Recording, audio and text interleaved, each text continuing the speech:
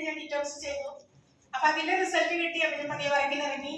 പിന്നെ ഒരു ജോയിന്റ് പെയിന്റെ പ്രശ്നം ഉണ്ടായിരുന്നു, അത് നല്ല മാറ്റം കിട്ടി, കുറഞ്ഞു മാറി. അത് കഴിഞ്ഞിട്ടാണ് ഞാൻ ഒരു 3-4 വർഷമായിട്ട് തൈറോയിഡിന് മരുന്ന് കഴിച്ചുകൊണ്ടിരിക്കുന്നുണ്ട്. 50 mg ക്യാപ്സൂൾ കഴിക്കുന്നുണ്ടായിരുന്നു.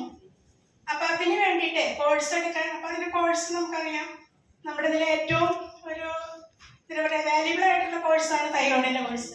അപ്പൊ എടുക്കാൻ ഞാൻ ഒന്ന് പഠിച്ചു, കാരണം വെച്ചാൽ അത് നമുക്ക് കണ്ടിന്യൂ ആയിട്ട് കൊണ്ടുപോകണം. പിന്നെ ഞാൻ എന്തായാലും ചെയ്യാമെന്ന് വിചാരിച്ചിട്ട് ഒരു 3 മാസത്തോളം തൈറോയിഡിന്റെ കോഴ്സ് ഉപയോഗിച്ചു.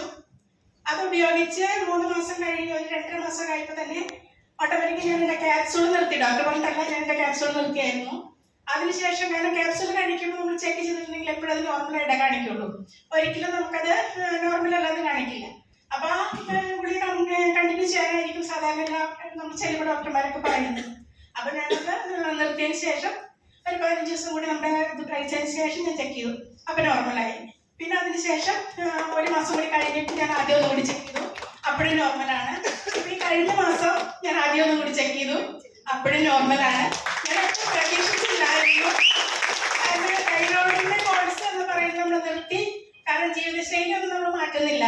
കാരണം തൈറോയിഡിന് മെയിനായിട്ട് പറയുന്നത് കുറച്ച് കാര്യങ്ങളുണ്ട്, കുറച്ച് നമ്മൾ സ്ട്രിക്റ്റ് ആയിട്ട് ചെയ്യേണ്ട കുറച്ച് കാര്യങ്ങളുണ്ട്. തണുത്ത് ഉപയോഗിക്കരുത്, ഐസ്ക്രീം കഴിക്കരുത്, അതുമാതിരി പുറത്തുനിന്നുള്ള ഫുഡ് ഒഴിവാക്കണം. ഇതൊക്കെ ഞാൻ ചെയ്യുന്ന ആളാണ്. പക്ഷെ പ്രത്യേകത എന്ന് വെച്ചിട്ടുണ്ടെങ്കിൽ 3 മാസം അല്ലെങ്കിൽ 4 മാസം കൂടുമ്പോഴെങ്കിലും ഞാൻ ഡിറ്റോക്സ് ചെയ്യും. അപ്പൊ ഇപ്പൊ തന്നെ ഒരു 3-4 തവണത്തെ 5 തവണത്തോളം ഡിറ്റോക്സ് ചെയ്ത് കഴിഞ്ഞിട്ടുണ്ട്. അപ്പൊ ഇതാണ് ഞാൻ മെയിനായിട്ട് ചെയ്യുന്നത്.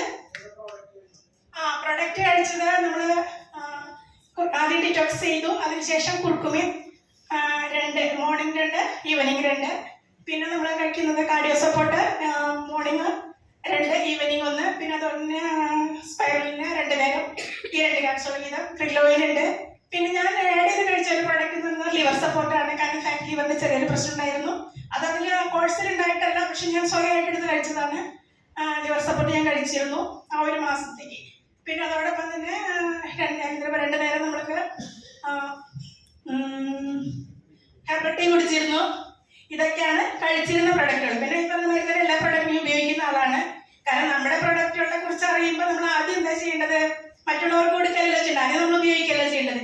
ഏത് പ്രൊഡക്റ്റ് വന്നാലും ഫസ്റ്റ് ബില്ല് ചെയ്യുക, അതോടൊപ്പം തന്നെ ഫസ്റ്റ് ഉപയോഗിക്കുക എന്നുള്ളതാണ് എൻ്റെ ഒരു